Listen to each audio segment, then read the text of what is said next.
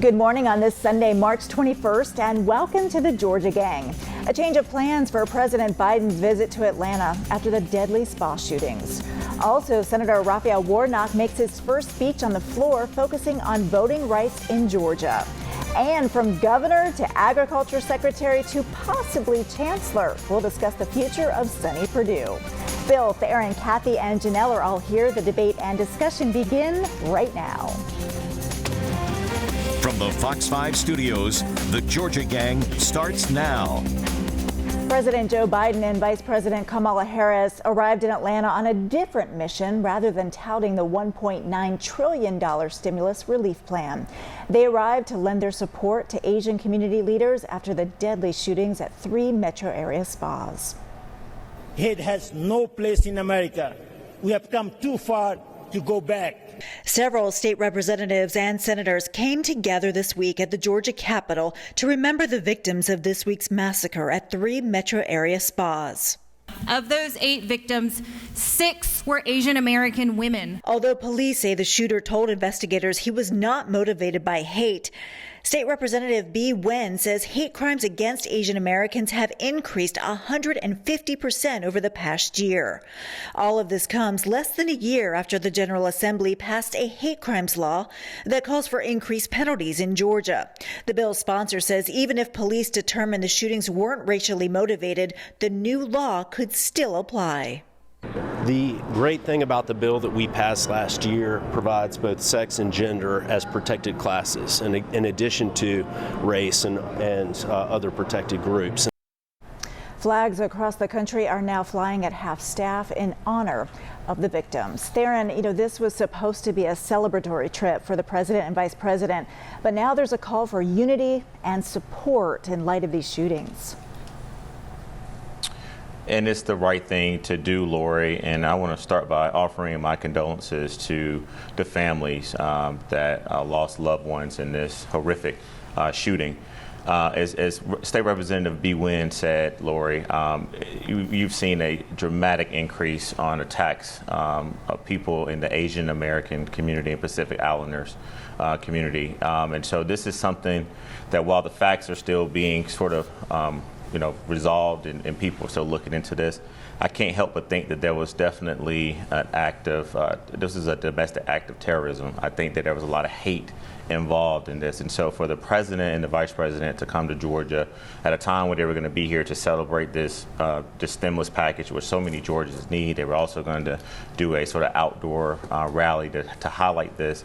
It was definitely the right move for them to spend time with families and Asian American and Pacific Islander community members to talk about not only what happened, but how do we provide them with the necessary protection. And that's what a lot of state lawmakers, 5 of them, particularly Asian Americans that are in the state legislature, that's what they were really calling for. They need protection. And so I think that you'll hear the president talk about how that meeting went and also his plans to make sure that we protect the Asian community. Janelle, police say the shooter told them this was about a sex addiction and really not motivated by hate. But when 6 of the victims are Asian American females, what does that say? It says that there were 6 individuals that worked at these Asian parlors that happened to be Asian. That's what it says. And here's the thing, my heart goes out to all of the victims, everyone that was associated in this deadly massacre. But I want to make it clear that I actually watched the news conference and I listened to the media ask them 3 times in 3 different ways, but the same question, is this racially motivated? And they got the same response. That is not what the confession of the actual perpetrator said. He said he had a sex addiction. It makes perfectly good sense. We all know. And if you don't, Google it. But most of us know what happens in some of these parlors. And a lot of times these women are being trafficked and they're in situations where they're being victimized. But we're not talking about that. And we're not talking about mental illness because that does not sell. Right now, we're living in a society where racism sells, and we have Democrats who are willing to make that the focal point over everything. So at this point, we're erasing what the actual perpetrator said, and we're replacing it with what works politically. And that is a problem for me. What about the 2 white individuals who were killed? Are they going to visit those families? Probably not.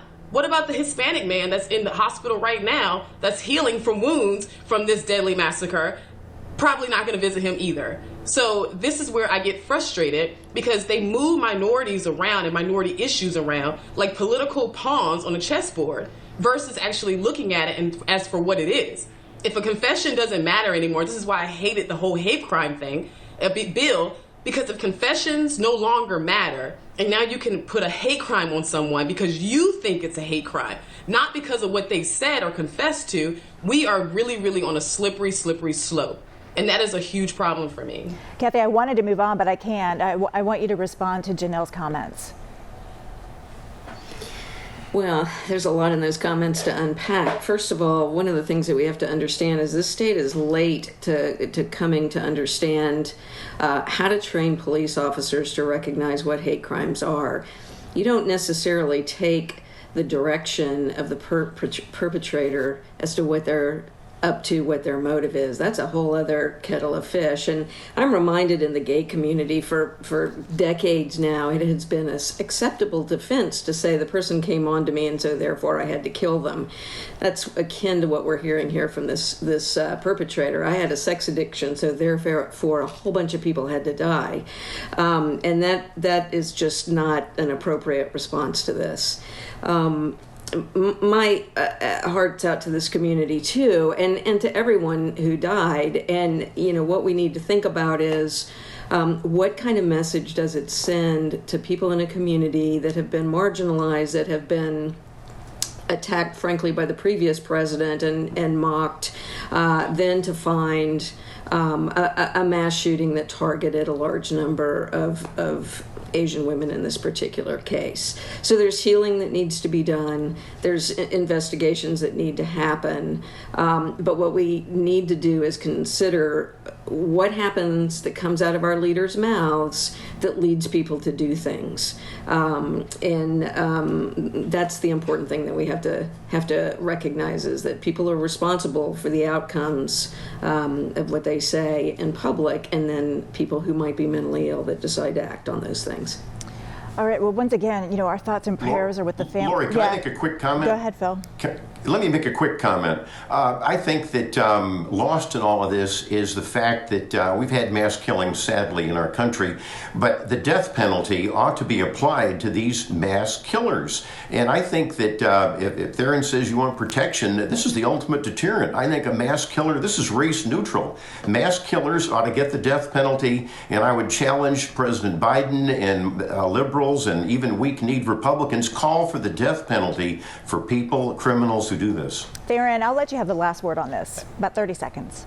Yeah, Lori, I want to take another angle on this. I'm not going to respond to what Janelle said, but I do want to thank our men and women in law enforcement. I think a lot of times on this show we talk about the bad things that come out, a lot of bad reputations that law enforcement get because of one person sort of act. But the fact that they were able to pull together with this shooter's family support, for what I read, to actually track down this shooter who was on his way to another state to kill more people. I want to thank the men and women in law enforcement who organized together to apprehend this shooter. And I just want to say that because I've oftentimes been sort of critical of other situations where we've had to lose lives. And so I definitely want to make sure we highlight the hard work and dedication of our law enforcement men and women. Great way to end this segment. Thanks, everybody. And once again, our hearts and prayers are out with the victims' family members. It's really difficult to find words when you're dealing with such a tragic loss. But we got to move on. Coming up, Senator Raphael Warnock uses his maiden speech on the Senate floor to push for federal voting rights legislation. We'll discuss after the break. Have a question or comment for the Georgia Gang? Email them at georgiagang@foxtv.com. Senator Raphael Warnock on the floor of the U.S. Senate pushing for Congress to pass voting rights legislation in honor of the late Congressman John Lewis, and as Republicans here in Georgia debate several voting bills. Janelle, it was a passionate speech, and it appears that some of the Republican efforts to do away with no excuse absentee voting and stricter limits on early weekend voting, well, they may have hit a little bit of a roadblock in the Georgia House. Your thoughts? Well, I mean, I'm not surprised that, Warnock is giving the speech about the voting restrictions. I know there's a lot of people who probably want to hear, a speech about the things that he ran on that he didn't deliver on, which are the $2,000 checks. He never said anything about them changing the amount of the checks. He never said anything about the $15 minimum wage going away. And these are the things that he ran on that helped him get elected. So, of course, he comes to the floor and talks about the voting restrictions because what matters to him is getting reelected. So I personally think that, it's all part of the game and all part of the play. I wasn't impressed, but, there are other things that I think people want to hear about. So, we'll see what happens. It's no surprise that he has an issue with the voting laws, and it's no issue. I mean, it's no surprise at all. Theron, your thoughts on Senator Warnock's speech and what you think about the current state of all the voting bills that are under the Gold Dome? Well, let's talk about Senator Warnock, and I do want to refer to him as Senator on the show, so I hope that everyone would do that as well. But Senator Warnock's speech was definitely moving. He is the perfect person, Lori, to talk about voting rights because during his campaign, he talked about his decades of service, not only just in Chatham County, but also being a graduate from Morehouse and his role as Ebenezer Baptist Church pastor to give people access to voting. And so I think that not only was he the perfect person from a credibility standpoint, he really called on his senators, which, by the way, a lot of them applauded his speech. I watched the speech. He received a tremendous amount of applause, not only from his Democratic members, but from his Republican members. And so to be a freshman senator, to be able to show that sort of empathy, but also understanding of how important it is for us to have voting rights in this country was good. As far as the voting rights bills in the legislature, Lori, we've talked about this week after week. I think you're starting to see Republicans saying, okay, what can we actually get passed? Because the Democrats, the minority party, are doing a really good job of pushing back. You saw some corporations come out last week. You'll see more going forward.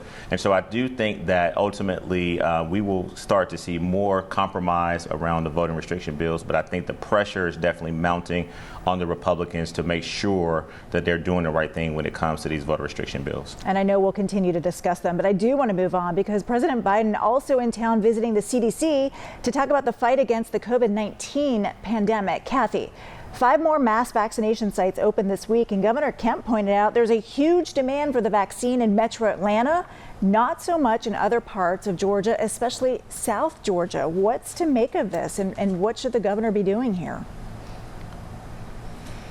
Well, first of all, he needs to quit talking about it and start allocating more vaccines to the metro area.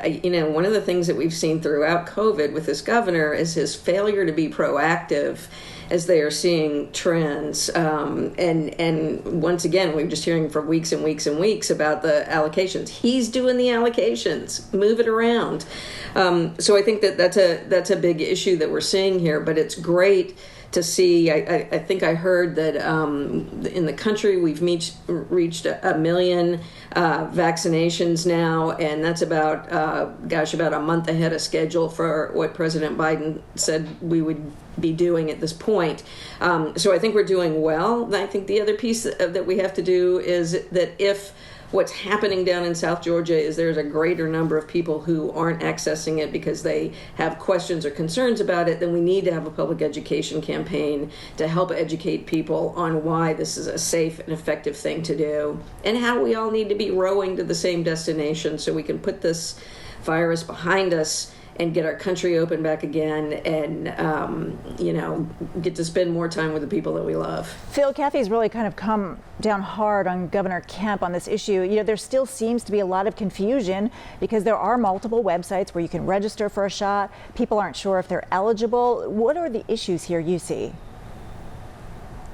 Well, I've agreed with some of the criticisms that Kathy has aired in recent weeks, but I want to end on an optimistic note on this issue, and that is I think that the governor and his team are doing a lot better since even a week ago. For example, we're getting, we can't have this unused vaccines. The governor cracked down on that, and you've got to use, I think it's about 80% of the vaccines. You just can't have them sitting there. And secondly, there seems to be some confusion about this issue about the people are injected, but they're not being reported in the statistics. And if that's so, the governor may be getting a bad rap. And also, I may add one more footnote. President Trump came out and said, let's get vaccinated. So I would urge all of those rural voters that like Trump or his policies, he said, get vaccinated. All right. I want to go back to you, Phil, because there were lots of talk this week in several political circles about former Agriculture Secretary and Governor Sonny Perdue. Could he be the next chancellor of the university system? Phil, what do you know? Well, what I do know is that there's going to be a national search for a new chancellor for the university system that oversees the 26 colleges and universities, because Steve Wrigley, the chancellor, is retiring this summer. And I think there should be a national search. I think the governor's committed to that. I think the regents are committed to that. This is what happens a lot. We've seen it over the years, all of us on the panel. And that is your friends say, hey, you know, so-and-so would be a great chancellor of the university system, and let's float that in the media. So a lot of the journalists got these calls from friends of Sonny Perdue. I don't think that's going to happen, although I do have some breaking news and a tip talking about the Perdues. His cousin, David Perdue, the former U.S. Senator, is seriously considering perhaps running for governor. Well, interesting. I guess we heard it here first, right? We'll be discussing that, I'm sure, at a future date. So thanks, everybody. Coming up, a federal grand jury is reportedly investigating former Fulton County District Attorney Paul Howard for payments he received from the city of Atlanta. Stay tuned.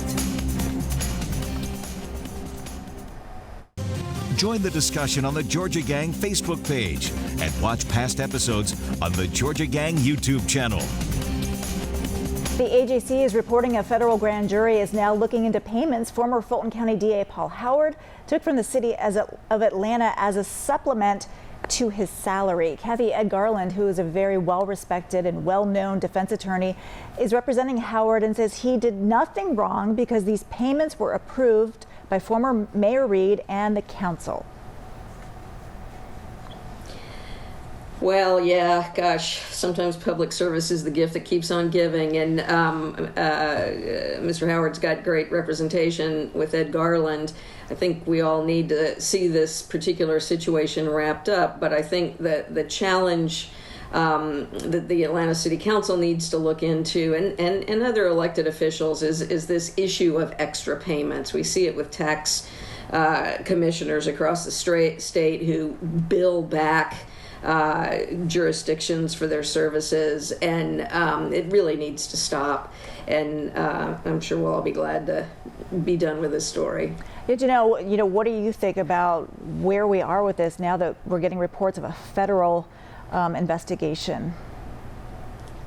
I know, it's such a unique situation. I was wondering too how it was going to play out when I saw that that he said that it was approved by the mayor and the council. I was wondering what was going to be the statements and what was the reasoning behind that. I personally think that he is probably gonna move forward with this and kind of get off on it, because even if there is something there, because there's so many people connected to it. But at the end of the day, I think, transparency is key. And going forward, I think we're going to see a deeper level of transparency when it comes to, just doing other things outside of your normal job or what you're elected to do. And so I think that will be the major outcome or development that comes out of this. It's just more transparency. All right, let's move to Gwinnett County, where Superintendent J. Alvin Wilbanks of Gwinnett County Schools, the board voted to buy out his contract after 25 years at the helm.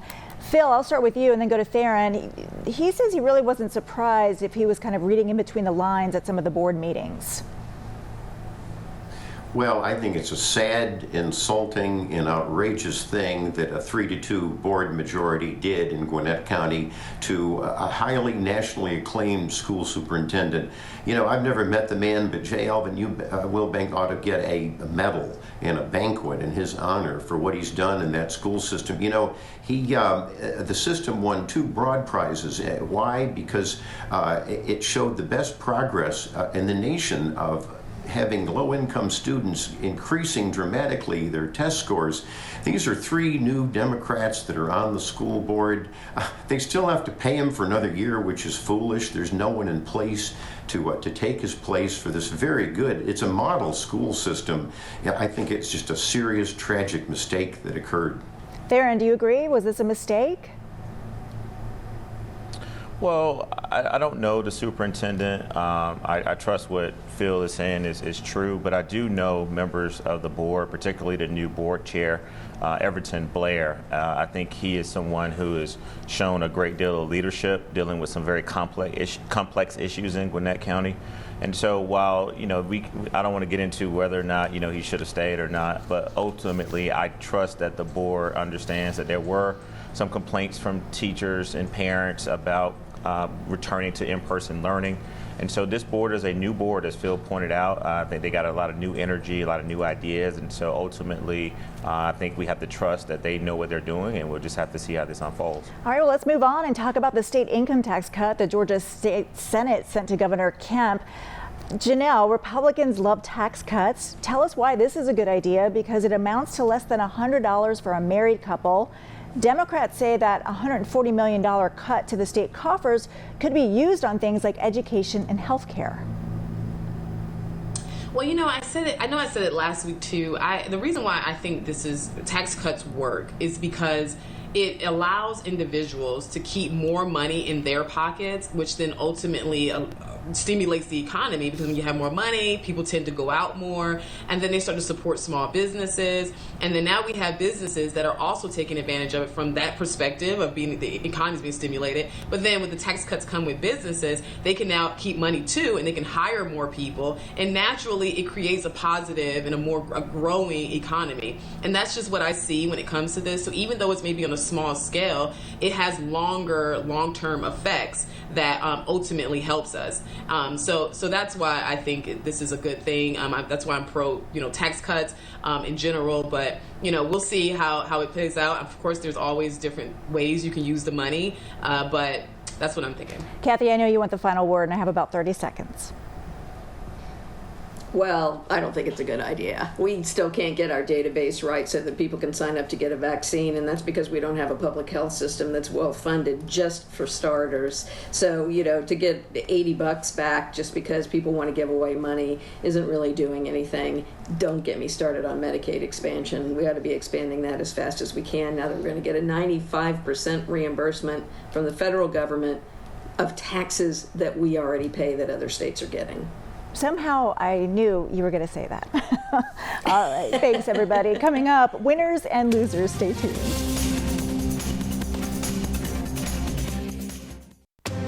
Time now for the week's winners and losers.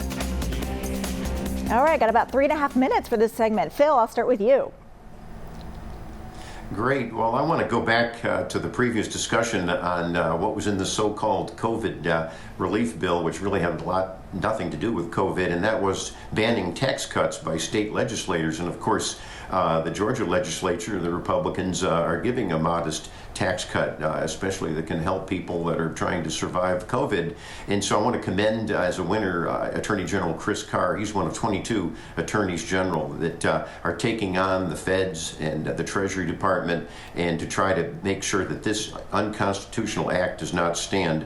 All 50 states ought to be deciding in their legislatures if they can have tax cuts or not. It should not be some command and control federal mandate.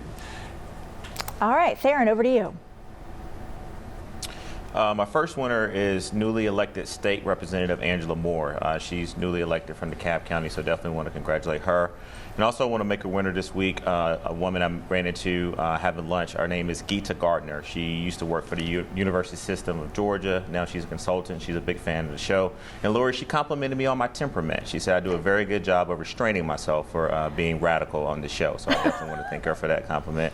And also, I want to give a big shout out to the Metro Atlanta Ministerial Alliance. One of the things that Governor Kemp is doing, he's calling on people to be innovative as far as helping with the vaccine. And so they definitely helped a lot of people out last week and this week, many senior citizens in different areas of the community to get their vaccine shot. So I definitely want to make them a winner as well. Awesome, thanks. And we love hearing from viewers. Janelle, over to you.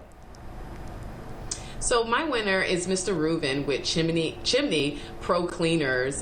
He did an amazing job here at our home, and then he also provided a lot of education. I just want to encourage you to support this small business. And then also special shout out to my good friend Ron Goodbub. He has recovered from his hard fight with COVID, but he won. And so I look forward to seeing you. I know he's watching the show, so I look forward to seeing you, Ron, running in that Peachtree Road race. Aw, good to know that he recovered. Thanks, Janelle. And Kathy, we've got about a minute and a half. Okay, I want to make my winner the late Frank McGill. He passed away recently. He's from Tifton, married 67 years, father of 4. But if you get a minute to read his obituary in the AJC, it was fascinating. He has done everything as a peanut extension agent in Southwest Georgia since 1952 that you could possibly imagine. One fact: increase the yield of peanuts per acre, 2,000 pounds per acre in the work that he's done down there. Really an amazing human being, and thanks for his contributions to Georgia and to the world. My loser, State Representative Barry Fleming, who chairs the Special Committee on Election Integrity. He's been introducing these 90-page bills, not consulting with Democrats, giving people less than 24 hours before a hearing. It's not the way to do election reform, and he's my gigantic loser of the day. All right, we'll leave it there. Thanks, everybody. My winner, Dick Hoyt. He was the man who ran dozens of Boston marathons while pushing his son in a wheelchair. It was always just so incredible to see them finishing the finish line, or crossing the finish line. Thank you, everybody, so much for joining us, and we will see you again next week.